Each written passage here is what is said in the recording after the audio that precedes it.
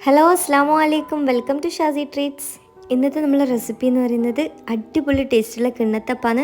ബേക്കറികളിലെല്ലാം കാണുന്ന അതേ ടേസ്റ്റോട് കൂടിയിട്ട് നമുക്ക് വീട്ടിൽ സിമ്പിളായിട്ട് ചെയ്തെടുക്കാം.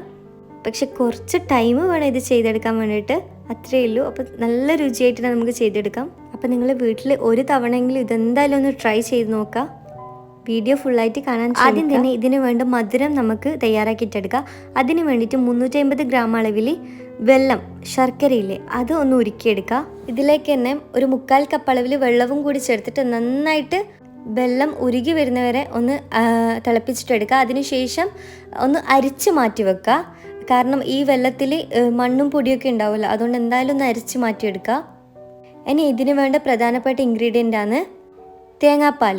ഞാനിപ്പോൾ രണ്ടാം പാല് 2 കപ്പ് അളവിലും 250 ml 2 കപ്പ് അളവിലാണ് രണ്ടാം പാൽ എടുത്തിരിക്കുന്നത്. 250 ml തന്നെ 1 കപ്പ് അളവിൽ ഒന്നാം പാലും. അപ്പോൾ 1 കപ്പ് അളവിൽ ഒന്നാം പാലും 2 കപ്പ് അളവിൽ രണ്ടാം പാലും, പിന്നെ ഒരു 1/2 കപ്പ് അളവിൽ കടലപ്പരിപ്പ് ഒന്ന് പകുതി വേവിച്ചിട്ടെടുത്തതാണ്. അപ്പോൾ വെള്ളത്തിലൊന്ന് കുതിർത്തിട്ട് ഒന്ന് പകുതി വേവിച്ചിട്ടെടുക്കുക. ഏകദേശം ഒരു 4-5 ടേബിൾ സ്പൂൺ കടലപ്പരിപ്പ് മതി. നന്നായിട്ട് കുക്കാൻ പാടില്ല, പകുതി വേവിച്ചിട്ട് എടുത്താൽ മതി. ഇനി നമ്മൾ സെറ്റാക്കാൻ ഉദ്ദേശിക്കുന്ന പാത്രത്തിലോട്ട് കുറച്ച് ഗീ ഒന്ന് തടവി കൊടുക്കുക, ഒട്ടിപ്പിടിക്കാണ്ട് കിട്ടാൻ വേണ്ടിയിട്ടാണ്. ഇനി ഇത് സൈഡിലേക്ക് മാറ്റി വെക്കുക. ഇനി നമ്മൾ മെയിനായിട്ടുള്ള കിണ്ണത്തപ്പം എങ്ങനെ ഉണ്ടാക്കുന്നത് നോക്കാം. അതിനായിട്ട് ഞാനിപ്പം ഫ്ലെയിമിലൊന്നല്ല പാൻ വെച്ചിരിക്കുന്നത്. ആദ്യം തന്നെ മിക്സ് ആക്കിയിട്ട് വേണം നമ്മൾ ഫ്ലെയിമിലേക്ക് പാൻ വെച്ച് കൊടുക്കാൻ വേണ്ടിയിട്ട്. അതിനായിട്ട് നമ്മൾ ഉണ്ടാക്കാൻ ഉദ്ദേശിക്കുന്ന പാത്രത്തിലോട്ട് 1 കപ്പ് അളവിൽ 250 ml 1 കപ്പ് അളവിൽ അരിപ്പൊടി ചേർത്ത് കൊടുക്കുക. നമ്മൾ പത്തിരി ഇടിയപ്പത്തിനൊക്കെ എടുക്കുന്ന അരിപ്പൊടി തന്നെയാണ്.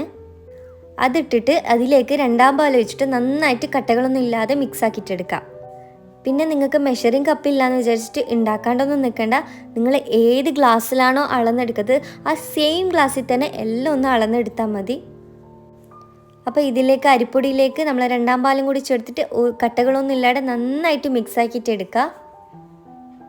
പിന്നെ ഉണ്ടാക്കുമ്പം കുറച്ച് അടി കട്ടിയായിട്ടുള്ള പാത്രം എടുക്കാൻ ശ്രദ്ധിക്കുക. നോൺ സ്റ്റിക്ക് ആയാലും നല്ലത്. ഇനി കട്ടകളൊന്നും ഇല്ലാതെ അരിപ്പൊടി നന്നായിട്ട് മിക്സാക്കിയ ശേഷം നമ്മൾ അരിച്ച് വെച്ചിരിക്കുന്ന ശർക്കര പാനി അത് ഇതിലേക്ക് ചേർത്ത് കൊടുക്കുക. ചേർത്ത് കൊടുക്കുമ്പം ചൂടൊന്നും ഉണ്ടാവാൻ പാടില്ല, ചൂടൊക്കെ കുറഞ്ഞിട്ട് വേണം ചേർത്ത് കൊടുക്കാൻ വേണ്ടിയിട്ട്. അപ്പോൾ ആ ശർക്കര പാനിയും കൂടി ചേർത്ത ശേഷം നന്നായിട്ട് ഒന്ന് മിക്സ് ആക്കിയിട്ടെടുക്കുക. അതിന് ശേഷം നമുക്ക് ഫ്ലെയിം ഓൺ ആക്കിയിട്ട് ഫ്ലെയിമിലേക്ക് നമ്മൾ ഹൈ ഫ്ലെയിമിൽ വെച്ചിട്ട് ഒരിക്കലും കുക്ക് ചെയ്തിട്ട് medium to low flame, medium ഫ്ലെയിമിലും ലോ ഫ്ലെയിമിലും വെച്ചിട്ട് കുക്ക് ചെയ്തിട്ട് എടുത്താൽ മതി. ഇതിലേക്ക് 1 ടീസ്പൂൺ അളവിൽ തന്നെ ഏലക്ക പൗഡർ ചേർത്ത് കൊടുക്കുക. ഏലക്ക പൊടിൻ്റെ ഫ്ലേവർ അത്ര ഇഷ്ടമില്ലെങ്കിൽ കുറച്ച് ചേർത്ത് കൊടുത്താൽ മതി. ഇനി ഒരു 1/2 ടീസ്പൂണിലും കുറച്ച് കുറവായിട്ട് ഉപ്പ് ചേർത്ത് കൊടുക്കുക. ഇനി മീഡിയം ടു ലോ ഫ്ലെയിമിൽ വെച്ചിട്ട് നന്നായിട്ട് മിക്സാക്കി എടുക്കുക. ചെറുതായിട്ട് അരിപ്പൊടിയല്ലേ, വേഗം തന്നെ കുറുകി കിട്ടും. അപ്പോൾ ചെറുതായിട്ട് കട്ടി വരാൻ തുടങ്ങിയിട്ടുണ്ട്, കുറുകി വരാൻ തുടങ്ങിയിട്ടുണ്ട് നമ്മൾ അരിപ്പൊടിയും തേങ്ങാപ്പാലും മിക്സ്. അപ്പോൾ ഇതാ വീഡിയോയിൽ കാണുന്ന പോലെ ഇതേപോലെ ചെറുതായിട്ട് തിക്നെസ് കട്ടി വരാൻ തുടങ്ങിക്കഴിഞ്ഞാൽ ഇതിലേക്ക് നമ്മൾ എടുത്ത് വെച്ചിരിക്കുന്ന ഒന്നാം പാൽ 1 കപ്പ് അളവിൽ ചേർത്ത് കൊടുക്കുക. എന്നിട്ട് നന്നായിട്ട് മിക്സാക്കി കൊടുക്കുക. മീഡിയം ടു ലോ ഫ്ലെയിമിൽ വെച്ചിട്ട് തന്നെ കുക്ക് ചെയ്തിട്ടെടുക്കണേ. നമ്മൾ കിണ്ണത്തപ്പം ഉണ്ടാക്കാൻ വേണ്ടിയിട്ട് ടോട്ടലായിട്ട് എനിക്ക് വന്നിരിക്കുന്ന ടൈം എന്ന് പറയുന്നത് 30 മിനിറ്റാണ്, അരമണിക്കൂർ. ഏകദേശം ഒരു 40 മിനിറ്റിൻ്റെ ഉള്ളിൽ എന്തായാലും ഇത് കുക്കായി കിട്ടും. എനിക്കിപ്പം 30 മിനിറ്റ് എടുത്തിരിക്കുന്നത്. 30-35 മിനിറ്റ് കൊണ്ട് ഇതെന്തായാലും കുക്കായി കിട്ടും. ഇനി ഇതിലേക്ക് നമ്മൾ പകുതി വേവിച്ച് വെച്ച കടലപ്പരിപ്പ് ഇതിലേക്ക് ചേർത്ത് കൊടുക്കുക. കടലപ്പരിപ്പ് ഇതിൽ ഒരുപാടൊന്നും ചേർക്കൂല, ജസ്റ്റ് കടിക്കാൻ മാത്രമല്ലേ വേണ്ടൂ. നമ്മൾ നെറ്റ്സൊക്കെ ഇടുന്ന പോലെയാണ് ഇത് കടലപ്പരിപ്പ് ഇതിലേക്ക് ഇടുന്നത്. നിങ്ങൾക്ക് ഈ സമയം നിങ്ങൾക്ക് അണ്ടിപ്പരിപ്പ് മറ്റും ഇടണമെങ്കിൽ നിങ്ങൾക്ക് ചെറുതായിട്ടൊന്ന് കട്ട് ചെയ്തിട്ട് ഇട്ട് കൊടുക്കുക. പൊതുവേ കിണ്ണത്തപ്പത്തിൽ അണ്ടിപ്പരിപ്പൊന്നും ഇടലില്ല, കടലപ്പരിപ്പാണ് ഇതിന് മെയിനായിട്ട് ഇടുന്നത്. ഇനി ഇതിലേക്ക് ഒരു 2 ടേബിൾ സ്പൂൺ അളവിൽ വെളിച്ചെണ്ണ ചേർത്ത് കൊടുക്കുക. അല്ലെങ്കിൽ നിങ്ങൾക്ക് ഫുള്ളായിട്ട് ഇതിലേക്ക് പശു നെയ്യ് തന്നെ ചേർത്ത് കൊടുക്കുക. ഞാൻ ഇപ്പം 2 ടേബിൾ സ്പൂണ് വെളിച്ചെണ്ണയും 2 ടേബിൾ സ്പൂണ് പശു നെയ്യാണ് ഇതിൽ ചേർത്തിരിക്കുന്നത്. പിന്നെ നമ്മൾ തേങ്ങാപ്പാലും അല്ലേ ഒഴിച്ചത്, അതുകൊണ്ട് തന്നെ ആ തേങ്ങാപ്പാലിനും കൂടി വെളിച്ചെണ്ണ ഇറങ്ങി വരും. അപ്പോൾ ഈ 2 ടേബിൾ സ്പൂണ് വെളിച്ചെണ്ണ ഒഴിച്ച ശേഷം നന്നായിട്ട് മിക്സാക്കിയ ശേഷം ഇതിലേക്ക് ഞാൻ ഇപ്പം 1 ടേബിൾ സ്പൂൺ അളവിൽ പശു നെയ്യ് ഇതിലേക്ക് ചേർത്തിട്ട് നന്നായിട്ട് മിക്സാക്കി എടുക്കുന്നുണ്ട്. നിങ്ങൾക്ക് ഫുള്ളായിട്ട് പശു നെയ്യ് ഉപയോഗിക്കാം, അല്ലെങ്കിൽ ഞാൻ ഉപയോഗിച്ച പോലെ വെളിച്ചെണ്ണയും പശു നെയ്യും മിക്സാക്കിയിട്ട് ഉപയോഗിക്കാം. എന്തായാലും പശു നെയ്യ് കുറച്ചെങ്കിലും ചേർത്ത് കൊടുക്കണേ, എന്നാൽ നല്ലൊരു ടേസ്റ്റ് കിട്ടും. വെളിച്ചെണ്ണ മാത്രമാണെങ്കിലും നിങ്ങൾക്ക് ഉപയോഗിക്കാം, എന്നാലും പശു നെയ്യിൻ്റെ ഒരു ടേസ്റ്റ് നല്ലൊരു ഫ്ലേവർ അല്ലേ. അപ്പോൾ നിങ്ങൾ എന്തായാലും ചേർത്ത് കൊടുക്കുക. അപ്പോൾ ഈ ടൈം നിങ്ങൾ കുക്കായി എന്ന് വിചാരിച്ചിട്ടുണ്ടാവും, കാരണം പാനിനെല്ലാം ഒട്ടിപ്പിടിക്കാണ്ട് കിട്ടുമ്പം. പക്ഷെ അങ്ങനെയല്ല, നമ്മളൊരു സ്റ്റീൽ ഗ്ലാസ് എടുത്തിട്ട് ഒന്ന് മുട്ടിച്ചു കൊടുക്കുക. അപ്പോൾ ഇത് സ്റ്റീൽ ഗ്ലാസ്സിലേക്ക് നന്നായിട്ട് ഒട്ടിപ്പിടിക്കും. ഇങ്ങനെയാണ് നമ്മൾ പരുവം മനസ്സിലാക്കാൻ വേണ്ടിയിട്ട് കേട്ടോ. ഇങ്ങനെ പാനിന്ന് ഒട്ടിപ്പിടിക്കാണ്ട് കിട്ടുമ്പം നമ്മളിത് കുക്കായിന്ന് വിചാരിക്കരുത്. ഒരു ഗ്ലാസ്സിൽ ഒന്ന് തട്ടിച്ച് നോക്കിയിട്ട് ഒട്ടിപ്പിടിക്കുന്നുണ്ടോ നോക്കാൻ.